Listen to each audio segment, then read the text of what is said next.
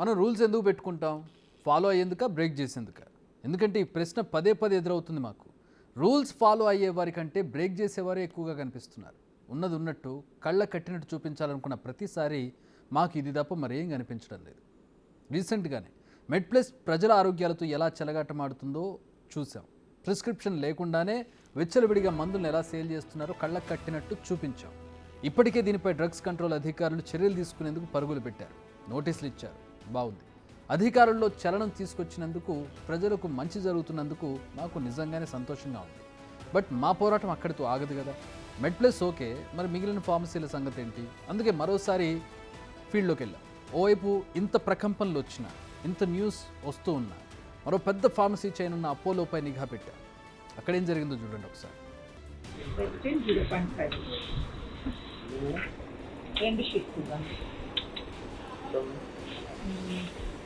Injection లేదనుకున్నాక ఇంకోటి నికాడియా ఇచ్చారా?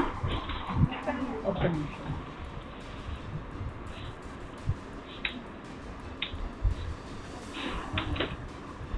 ఇప్పుడు ఏమేమి ఇచ్చారు? ఇచ్చారు. ఓన్లీ మెడిసిన్ 200 క్యాష్ ఇస్తారు. ఇవ్వరా? ఎందుకండి?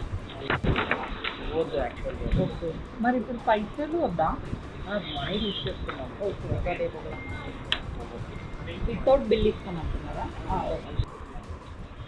రెస్ట్రిక్ట్ బిల్లు రాదంటున్నారా? బిల్లు ఉంటే బాగుంటుంది. సపరేట్ అయ్యండి పోనీ.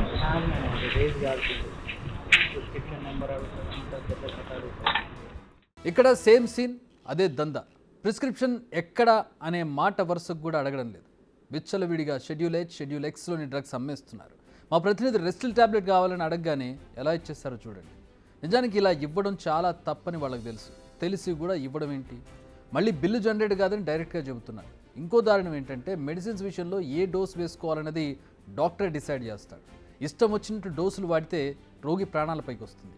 For example, Magnex forte injection 1.5G లేదా 3G కావాలని ఆమె అడిగి 3G ఇవ్వమంటే అది లేదని చెప్పి 1.5Gనే ఇచ్చేసింది. పైగా ఆ బ్రాండ్ లేదంటూ జోస్టమ్ 1.5 వేరే బ్రాండ్ ఇంజెక్షన్ సేల్ చేసింది.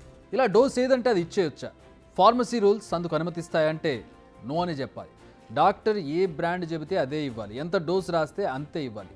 అంతకంటే ఎక్కువ ఇచ్చినా సమస్య, తక్కువ ఇచ్చినా కూడా సమస్య. మరి ఈ విషయం తెలిసి కూడా ఎలా అమ్ముతున్నారు? ఎందుకు అమ్ముతున్నారు? పేరుకు చాలా పెద్ద సంస్థ. దేశవ్యాప్తంగా 5,500కు పైగా స్టోర్స్ ఉన్నాయి. బట్ అన్ని ఫార్మసీల్లో ఫార్మసిస్టులు లేరు. పేరుకు ప్రతి స్టోర్కు ఒక ఫార్మసిస్ట్ ఉండాలి అంటారు, ఉంటారు అనుకుంటారు అంతే. అతను కూడా ఒక షిఫ్ట్ చేసుకుని వెళ్ళిపోతాడు. అతని కింద పనిచేసే వారికి ట్యాబ్లెట్ పేరు, అది ఏ ర్యాక్లో ఉందో తప్ప ఇంకేం తెలియదు. అది దేనికి ఎలా పనిచేస్తుంది, దాని రియాక్షన్స్ ఏంటి, ఇలా ఏ విషయాలపై కనీస అవగాహన కూడా ఉండదు. జీతాలకు కక్కుర్తిపడి జస్ట్ 10th ఇంటర్ క్వాలిఫికేషన్ ఉన్న వారిని పనిలో చేర్చుకుని నడిపించేస్తున్నారు ఈ అపోలో ఫార్మసీ.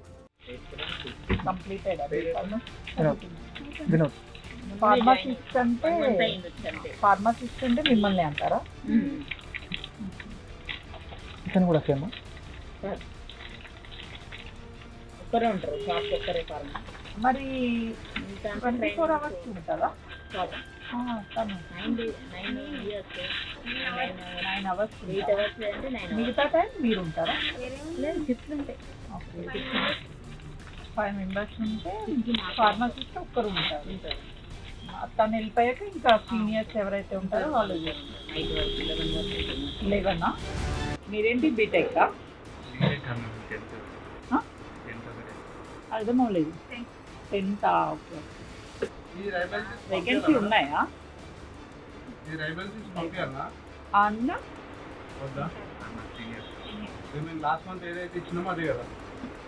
సీనియర్ అవ్వాలంటే ఏం చదువుకోవాలి? అంతేనా? మీరన్నా ఎన్ని ఇయర్స్ చేస్తున్నారు? ఎన్ని years? 5 years. Hello madam,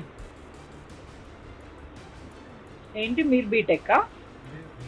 degree. మీరమ్మా? Inter. Degree inter అయిందా? ఇక్కడ ఇప్పుడు మీరు ఇప్పుడు ముగ్గురు ఫార్మసీ చేసిన వాళ్ళు ఎవరు లేరు కదా. ఇప్పుడు ఆ అమ్మాయి కన్ఫ్యూజ్ అవ్వదా టాబ్లెట్ ఇచ్చేటప్పుడు? డైరెక్ట్ మీరు చెప్పిన మెడిసిన్ కొట్టి డైరెక్ట్ అది లేకుండా సబ్స్టిట్యూట్ అది ఇస్తాను. ఇలా 10th ఇంటర్ వాళ్ళని పెట్టుకునేందుకు ఫార్మసీ చదువులు ఎందుకు, అన్ని కాలేజీలు ఎందుకు, వారికి అంత చదువు ఎందుకు, మళ్ళీ బయటకు వచ్చి వారు నిరుద్యోగులుగా మారడం ఎందుకు, ఇలా రూల్స్ బ్రేక్ చేయడం ఎందుకు, ప్రజల ఆరోగ్యాలతో చెలగాటం ఆడడం ఎందుకు? పోనీ ఇవేవీ తెలియకుండానే బిజినెస్ చేస్తున్నారంటే కాదు. ఎందుకంటే అపోలో అంటే అల్లాటప్ప కంపెనీ కాదు, మనందరికీ తెలుసు, చాలా పెద్ద సంస్థ. వారికి ప్రతి ఒక్క రూల్ తెలుసు, కానీ కావాలనే బ్రేక్ చేస్తున్నారు. రీజన్ కాస్త డబ్బులను మిగిల్చుకోవాలన్న కక్కుర్తి. మరి ఇలాంటి అక్రమాలను కంట్రోల్ చేయాల్సిన ప్రభుత్వ అధికారులు ఏం చేస్తున్నారు? ఏమీ చేయడం లేదు. నోటీసులు ఇస్తున్నారు, అది కూడా మూడో కంటికి తెలియకుండా. చిన్న చితక మెడికల్ షాపుల విషయంలో పెద్ద పెద్దగా ఫోటోలు వేసుకుని మీడియాకి ఇన్ఫర్మేషన్ ఇచ్చి నానా హంగామా చేసే అధికారులు ఇలాంటి పెద్ద పెద్ద కార్పొరేట్ కంపెనీల విషయంలో మాత్రం చడి చప్పుడు కాకుండా వ్యవహారం కానిచ్చేస్తున్నారు. నిజానికి డ్రగ్స్ భూతాన్ని కూకటి వేళ్లతో రూపుమాపాలన్నది ప్రభుత్వ లక్ష్యం. ఆ లక్ష్యంలో భాగమైంది బిగ్ టీవీ. మా వంతుగా డ్రగ్స్ అంతు చూసేందుకు గ్రౌండ్లోకి దిగినప్పుడు ఈ వ్యవహారం బయటకు వచ్చింది. చాలామందికి డ్రగ్స్ దొరకనప్పుడు మెడికల్ షాపుల్లో ప్రమాదకర మందులను కొనుగోలు చేసి టెంపరీగా మత్తులోకి జారుకుంటున్నారు. అసలు ఏంటి కథ అని ఆరా తీసి రంగంలోకి దిగితే ముందు మెడ్ప్లేస్ దొరికింది, ఇప్పుడు అపోలో. మరి ఇక ముందు ముందు ఎలాంటి సంస్థలు బయటపడతాయో చూడాలి. కానీ మా పోరాటం ఇక్కడితో ఆగదు, అది మాత్రం పక్కా. బిగ్ టీవీ అవుట్లుక్ కథనాలు నచ్చితే వెంటనే బిగ్ టీవీ ఛానల్ ను సబ్స్క్రైబ్ చేయండి.